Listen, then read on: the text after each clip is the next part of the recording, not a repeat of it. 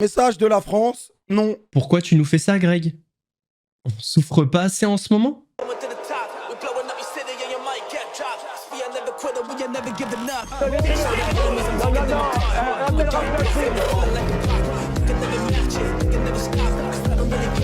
Vous fumez, monsieur? Le football, il a changé. Oui. Peut-être. Ouais, c'est Laurent Delamouze, bienvenue aujourd'hui pour une nouvelle vidéo et j'espère que tout le monde va bien. Messieurs, dames, aujourd'hui on va parler de pas mal de choses, mais je vais pas vous dire de quoi. Je crois que c'est mon côté mystérieux. Messieurs, dames, avant de partir pour cette nouvelle vidéo, c'est le moment de soutenir la chaîne et moi-même en mettant votre plus gros pouce bleu, votre meilleur commentaire. On n'oublie pas de s'abonner et d'activer la cloche pour pas rater les prochaines vidéos. On fait de même sur la chaîne principale, la chaîne Mousse, où mardi je vous ai sorti une première partie sur le papa de Dylan Thierry, Pascal. On me rejoint sur Instagram, sur TikTok, sur Twitch pour pas rater les lives du dimanche soir à 21h30.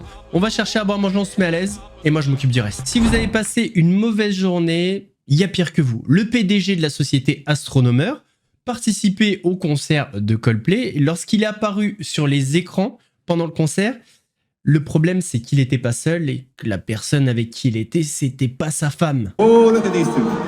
All right, come on. You're okay? Oh, what? Either they're having an affair or they're just very shy.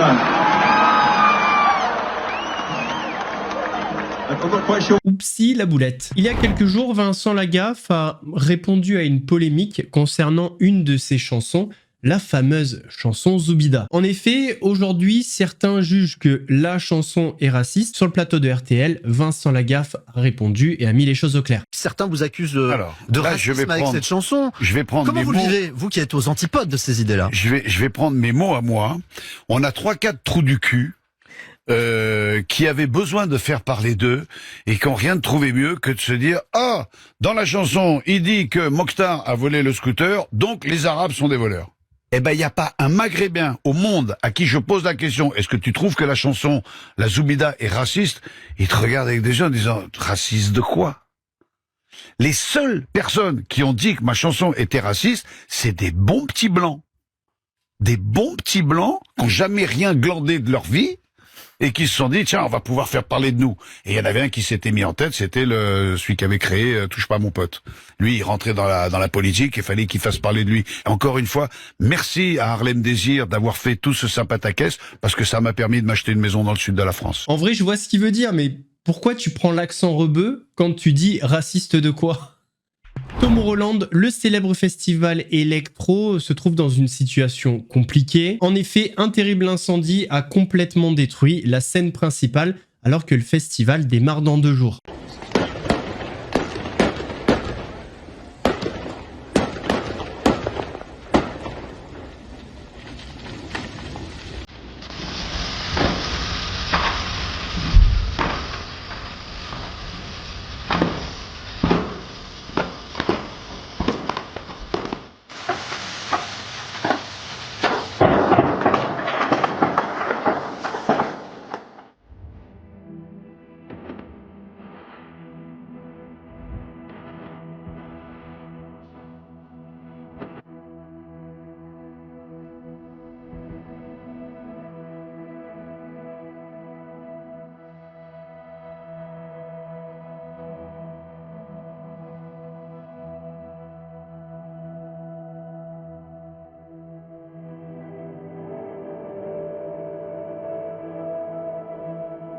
D'ailleurs, en parlant de musique, il y a un candidat de télé-réalité, enfin ancien candidat de télé-réalité, il a pondu une nouvelle musique et il a une question pour vous. Est-ce qu'il la sort ou pas?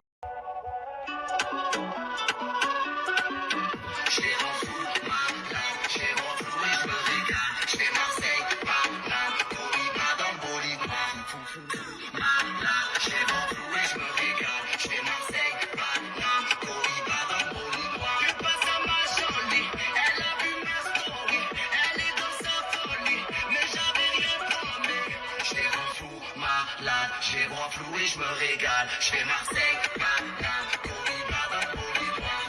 Fou, malade, j'ai vent flou et je me régale. Je fais Marseille, malade, Corriba dans le Bolivar. Message de la France, non. Pourquoi tu nous fais ça, Greg? On souffre pas assez en ce moment? Hier est sorti sur TF1 un reportage sur Thierry Ardisson, c'est un hommage à l'homme en noir. Et dans ce reportage, Thierry Ardisson va parler de sa relation particulière avec Laurent Baffy. Quand on transgressait sur les plateaux, à commencer par Tout le monde en parle, on était deux. Il y avait Baffy. On s'est connus à l'époque, moi j'étais auteur, et puis un jour j'ai fait une émission de radio. Et je l'ai au téléphone, je suis un peu impressionné, et puis je lui dis voilà, je voudrais vous inviter. Et il me dit ouais, mais là j'ai pas le temps. Et je lui dis rajoute connard. Il me dit pardon? Je lui dis oui, rajoute connard. Il dit moi j'ai pas le temps, connard, là ça a de l'impact. Et il s'est marré, et il est venu. Est-ce que vous avez déjà fait semblant de ne pas entendre quelqu'un qui vous avait insulté? Yes. Connard. Oui. Vous vous êtes déjà évanoui?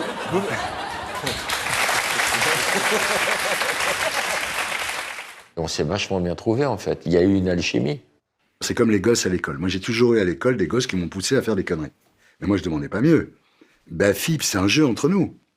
Il me poussait à aller le plus loin possible. Donc moi, il faut pas m'inciter beaucoup.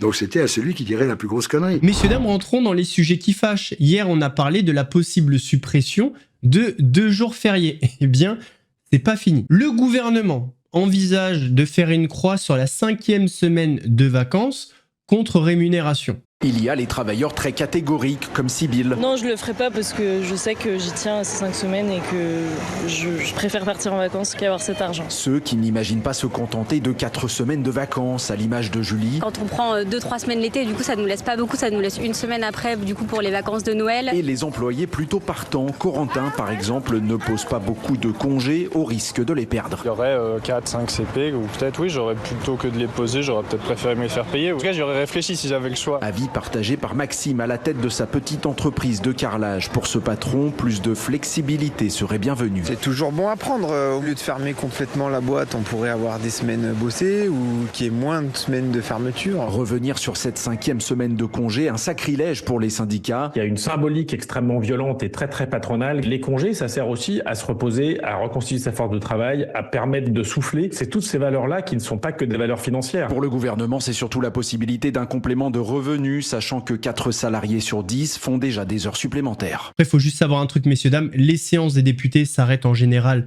à la mi-juillet et là vont reprendre au 22 septembre. 2 mois de vacances, tranquille, tout l'été. Et nous, la 5e semaine, dans l'os. Alors, c'est pas fait, bien évidemment, c'est une idée, mais comment on peut avoir cette idée? D'ailleurs, en ce moment, nombre de personnalités ont des messages à faire passer à nos politiques, dont Patrick Sébastien, qui a un message tout particulier pour Emmanuel Macron. Président, ça va pas là. Et je veux pas prendre des tartes dans la gueule par ma femme en sortant de l'avion, je veux pas être président. Remarque, Macron, il a d'ailleurs, tu te rends compte, quand tu penses que c'est tous ceux-là qui ont voté pour Macron, oh là.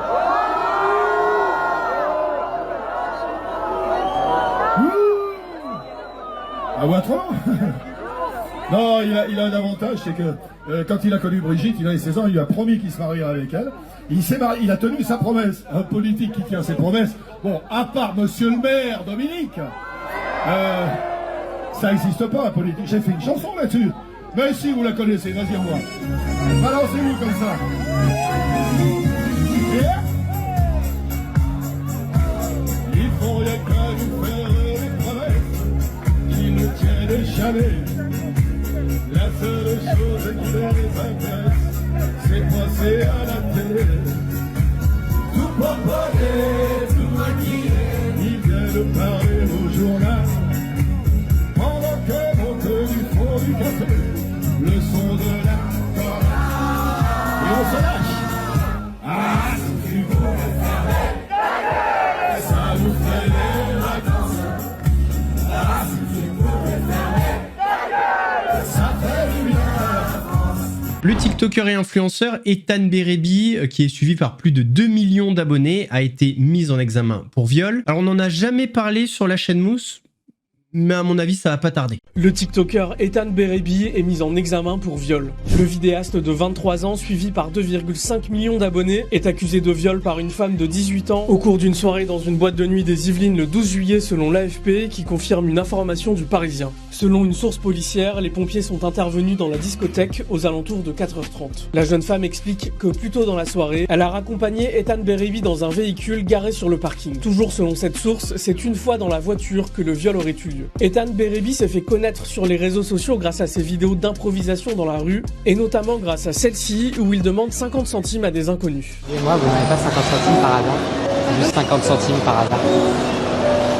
Il a vu sa popularité grandir entre 2022 et 2025, après s'être lancé sur les réseaux en 2021, à la suite d'une longue période de dépression. Mais en quelques mois, ma vie a complètement changé. Aujourd'hui, j'ai 3 millions de personnes qui me suivent au quotidien. Je manage des influenceurs, je suis chef d'entreprise et mes business génèrent des millions d'euros par an. Il a lancé sa propre agence d'influence et a créé la House, où plusieurs TikTokers sont réunis dans une maison et doivent réaliser des défis. Ethan Berebi est un amateur de stand-up, mais aussi de blagues d'un goût douteux, comme pousser un jeune garçon à acheter des préservatifs ou faire manger du caca pour 1000 €. En 2022, il fait polémique après une série de vidéos où il met en scène une histoire d'amour avec une jeune influenceuse de 15 ans alors qu'il en a 20. Mis en examen pour viol ce 13 juillet, Ethan Berebi reste libre sous contrôle judiciaire. L'affaire Epstein continue de déchaîner les passions aux États-Unis et elle est même en train de se retourner contre Trump, qui avait promis lors des élections de révéler la liste de clients. Sauf que voilà, depuis plus rien et son électorat est en train de se retourner contre lui. Ils ont l'impression qu'on les a trumpés. Donald Trump a-t-il volontairement choisi de ne pas révéler la prétendue liste de clients du pédocriminel Jeffrey Epstein? C'est en tout cas ce qu'estime une partie de ses électeurs qui se retournent contre lui. Le président américain avait promis durant sa campagne de révéler la liste de clients du financier américain qui s'est suicidé en prison avant d'être jugé pour crimes sexuels. Mais l'administration Trump affirme désormais qu'une telle liste n'a jamais existé. Le ministère de la Justice et le FBI ont déclaré la semaine dernière que le dossier Epstein ne contenait aucune preuve justifiant une enquête supplémentaire. In February, I did an interview on Fox, and it's been getting a lot of attention because I said, I was asked a question about the client list, and my response was, it's sitting on my desk to be reviewed, meaning the file along with the JFK, MLK files as well. That's what I meant by that. De nombreux Américains pensent donc que les autorités dissimulent des éléments liés à l'affaire Epstein afin de protéger des élites riches et puissantes qui auraient été en lien avec Jeffrey Epstein, y compris Donald Trump. Le sujet passionne une partie des électeurs trumpistes depuis des années et a donné lieu à de très nombreuses théories du complot. Pour tenter d'apaiser sa base électorale, le chef d'État a pris la parole ce mardi. But I don't understand why the Jeffrey Epstein case would be of interest to anybody. It's pretty boring stuff, but credible information, let them give it. Anything that's credible, I would say let them have it. Mais le mal semble déjà profond. Le président républicain de la Chambre des représentants, Mike Johnson, a lui-même pris ses distances avec Donald Trump sur le sujet. I'm for transparency. It's a very delicate subject, but we should put everything out there and let the people decide. Pam Bondi, I don't know when she originally made the statement, I think she was talking about documents as I understood it, they were on her desk. I don't know that she was specific about a list or whatever, but she needs to come forward and explain that to everybody. Tout comme la très médiatique élue de Géorgie, Marjorie Taylor Greene, qui a exhorté le gouvernement à publier la liste des clients de Jeffrey Epstein. I really think people deserve transparency on that, and it's not wrong to continue to push for it and ask for it. Elon Musk met lui régulièrement la pression sur X au président américain depuis que les deux hommes se sont brouillés. Comment peut-on s'attendre à ce que les gens aient confiance en Trump s'il ne publie pas les dossiers Epstein? Les démocrates ont donc profité des divisions internes au camp républicain pour s'engouffrer dans la brèche. Ils exigent que l'administration Trump publie les éléments détenus par les procureurs dans le cadre de cette enquête et dénoncent la réticence des républicains sur le sujet. I think it's important to reiterate that in February of this year, Attorney General Pam Bondi went on national TV and said that Jeffrey Epstein's client list was, quote, sitting on my desk right now. So she confirmed two things, the existence of Epstein's client list and that she had it. Where is it now? Why doesn't she release it? This is yet another example of the powerful protecting the powerful. House Republicans are in the majority. They can issue a subpoena tomorrow to get those Epstein files, and if they don't do that, then they, House Republicans, are facilitating this cover-up. Mais pour le moment, les critiques visent surtout la ministre de la Justice, Pam Bondi, appelée à démissionner par une partie de son propre camp. Qu'est-ce qui fait que pendant les élections, t'avais promis de tout révéler et d'un coup, il n'y a plus d'intérêt à le faire? Dis-nous tout, Donald. sois transparent. On va terminer cette vidéo par 2 coups de gueule. Le premier, Pascal le grand frère, qui veut s'occuper du cas François Bayrou. Petit coup de gueule, je sais pas, je vais me faire entendre. Vous avez entendu ce qu'il a dit, Rourou? Je vais l'appeler Petit Gourou. Vous savez, dans Winnie l'ourson, il y a Petit Gourou, vous allez voir la tête qu'il a. Donc, il veut nous supprimer 2 jours fériés. Le 8 mai et le lundi de Pâques. Pour lui, le lundi de Pâques, ça n'a pas de signification avec la religion, ok. Le 8 mai, c'est une date qui sert à rien. Alors écoutez bien, ce que je vais vous expliquer, ce qu'est le 8 mai et ce qu'est le lundi de Pâques. Le 8 mai commémore la fin de la Seconde Guerre mondiale en Europe. Non, c'est vrai que c'est pas une date importante. C'est partie de l'histoire. Donc il nous demande d'oublier l'histoire, celui-là. Il ne faut pas oublier que ça symbolise la capitulation de l'Allemagne nazie, le 8 mai 1945. Et cette date, c'est pour honorer les soldats et les civils morts pendant cette guerre. Et lui, il veut supprimer ça. Mais pas un souci, il y a rien qui vous interpelle là. Nos anciens qui se sont battus pour notre liberté, on gomme ça pour donner de l'argent. Non, non, non, non. On va parler du lundi de Pâques maintenant. Donc le lendemain de Pâques, on fête la résurrection de Jésus-Christ. Effectivement, ça n'a rien de religieux. Non mais, petit gourou, là, il faut que t'arrêtes. C'est pas fini. Donc le lundi de Pâques, c'est une journée importante pour le christianisme. Eh oui, le lendemain de Pâques, on fête la résurrection de Jésus-Christ. Et donc, petit gourou, il veut supprimer ça. Non mais, vous êtes tombés sur la tête, les mecs. Je suis pas contre, hein, il faut qu'on travaille plus. Il faudrait qu'on travaille plus, qu'on gagne moins, et qu'on vous donne plus notre argent, en fait. C'est ça l'idée. Qu'est-ce que vous en pensez, vous, les gens? Vous êtes prêts à accepter tout ça? Il va falloir à un moment donné qu'on réagisse, qu'on se réveille, non? Ça suffit, les conneries. Si on supprimait un petit peu tous les avantages qu'avaient ces gens-là, petit gourou, qui dort à l'Assemblée, qui dort... parce qu'on a vu les images, hein, où il dort, le mec qui ronfle. Voilà, c'était mon coup de gueule. Je sais pas ce que vous en pensez. Je vous fais des bisous. Elle n'est pas faite, on la garde. On garde le 8 mai, et on garde lundi de Pâques, et on garde tous les jours fériés. Tu touches à rien. Voilà. Et pourquoi pas un épisode de Pascal le grand frère à l'Elysée ou au Parlement? Ouais, je tiens un concept là. Et le dernier coup de gueule, c'est celui d'un Toulonnais qui est maintenant chroniqueur chez les grandes gueules d'RMC, Mourad Boudjelal, ancien président du rugby club toulonnais, avec qui j'ai pas mal de points de désaccord, et ce, indépendamment du fait qu'il m'a fait vibrer avec le RCT. Mais sur le plateau d'RMC, Mourad a poussé son coup de gueule concernant les nouvelles mesures budgétaires. Mais avant d'écouter son coup de gueule, je vous passe un extrait d'1 minute où il faisait face à Jean-Philippe Tanguy, et il a dit exactement les termes, exactement ce que je pense. C'est pas mal, je peux vous dire, vu que ça coûte, Tanguy, et on a proposé d'autres choses. Monsieur Tanguy, vous revenez à vos vieux marronniers, vous êtes aux portes du pouvoir, et vous nous reparlez d'immigration. Mais c'est un sujet important. Moi, je suis issu de l'immigration. Je suis issu de l'immigration, et je pense que j'ai rapporté plus de richesses au pays que vous et que beaucoup de cadres du Front National et du Rassemblement National.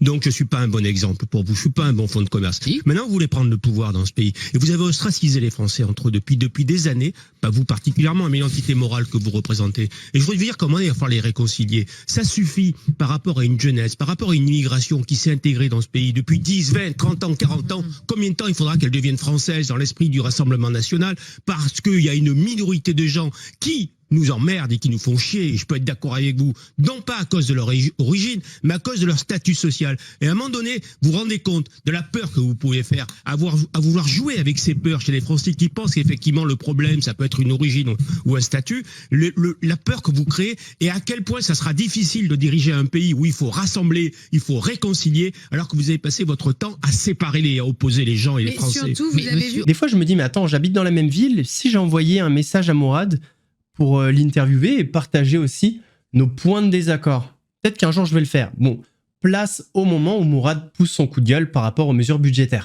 Quelle légitimité il a aujourd'hui en France avec ses 3% TTC pour venir nous expliquer comment il va redresser le pays et comment il va sanctionner tout le monde. Ce mec n'a aucune légitimité. Je vous rappelle qu'il n'a pas été élu. En tout cas, ce n'est pas le choix des Français. On est dans un pays aujourd'hui où il y a des gens qui ont le pouvoir, qui exercent le pouvoir sans avoir été désignés par les Français. Ça, c'est la première chose.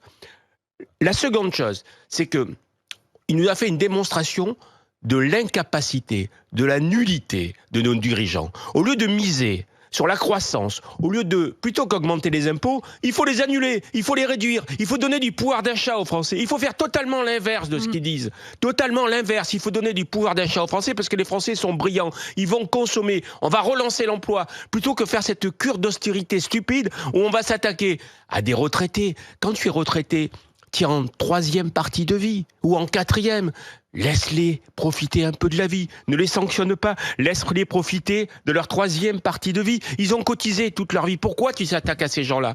Quelles sont ces conneries sur les jours fériés qui vont rien faire gagner? Et accessoirement, je veux dire, on arrive dans un pays où il veut te faire 40 milliards d'économies. Il fait pas d'économie, il fait que dalle. Il met un pansement sur un problème qui n'est pas structurel, qui est conjoncturel, c'est-à-dire que c'est notre modèle économique qu'il faut reprendre. Qu'il faut reprendre complètement. Tu dis ce que disait Édouard Philippe, il faut des réformes de structure. Mais il faut revoir notre modèle complètement. Il n'en a pas le courage. C'est un mec il nous a fait une conférence de presse en tremblant. Il a une urgence. En tremblant, en essayant chaque fois d'atténuer ses propos de façon à dire attendez, ne votez pas la motion de censure encore parce que je suis prêt à discuter. Vous voyez, je suis prêt à discuter. Ne votez pas la motion de censure. Ça, c'est la première chose. La deuxième chose, c'est que je n'accepte plus que nous sommes dans un pays où le président de la République ne mesure pas la portée de ses propos. Il vient nous faire, il nous a encore refait le couplet avec le chef des armées là sur les Russes qui sont porte d'Orléans ou je sais pas où, qui vont nous attaquer. Est-ce qu'il se rend compte de la nuisance économique qu'il apporte à ce pays? Est-ce qu'il se rend compte de l'état économique du pays? Il n'y a plus rien qui fonctionne. Il n'y a plus d'investissement. Il y a des licenciements cachés aujourd'hui parce qu'on manipule les chiffres. Il y a des dépôts de bilan, je t'en parle même pas. Et ce mec qui vient créer un climat anxiogène, alors que le rôle d'un président, c'est pas d'inquiéter les Français, c'est de rassurer, c'est de donner le là pour que les Français aient envie de travailler, d'investir, pour que l'économie fonctionne. Il fait totalement l'inverse. On est en train d'essayer de gouverner un pays par la peur. On l'a fait il y a quelques années avec le Covid, et maintenant on le fait avec les Russes. On essaie de nous gouverner par la peur, alors qu'on a un pays de 150 millions d'habitants qui va pas envahir une Europe de 650 millions. Tout ça, c'est des phobies.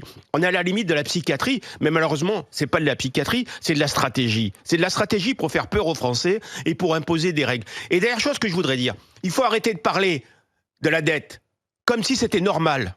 Il faut juste rappeler que la dette, c'est de la mauvaise gestion et qu'il y a des responsables. C'est pas on a tout bien fait et ça a créé de la dette. Non.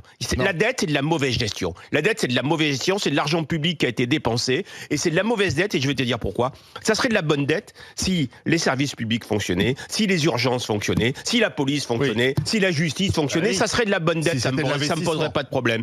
Mais aujourd'hui, c'est de la mauvaise dette. Donc, il faut pas faire comme si c'est normal que nous soyons endettés parce qu'on a été obligés de nous endetter, parce que vous comprenez, les Français, vous avez besoin de beaucoup de services publics. Non. Il faut d'abord taper cet état boulimique, qui est insupportable, qui a augmenté son train de vie de 20% en 4 ans. Qui a eu un salaire qui a augmenté de 20%? Personne. En 4 ans. Et il faut surtout qu'il y ait des responsables. Cette dette n'est pas normale. Donc, diminuer le train de vie de l'État et faire des réformes de structure, c'est ce que c'est structurel, c'est-à-dire aujourd'hui, il faut plutôt qu'augmenter les impôts, il faut les annuler. Il faut donner du pouvoir d'achat aux Français, il faut créer de la croissance dans ce pays. Ce pays a besoin de croissance. Messieurs, dames, on arrive à la fin de cette vidéo. J'espère qu'elle vous a plu. Si c'est le cas, votre plus gros pouce bleu, votre meilleur commentaire. On n'oublie pas de s'abonner et d'activer la cloche pour pas rater les prochaines vidéos. On fait le même sur la chaîne Mousse, la chaîne principale où demain vous avez la deuxième partie sur le papa de Dylan, Thierry Pascal. Ombre Jean sur Instagram, sur TikTok, sur Twitch pour pas rater les lives du dimanche soir à 21h30. Nous, on se donne rendez-vous samedi pour une nouvelle vidéo. En attendant, prenez soin de vous. Laurent Delamousse vous salue.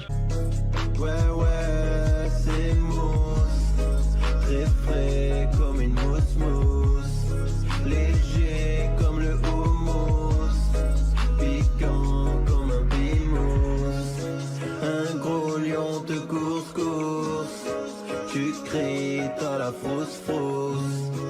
J'arrive à la rescousse.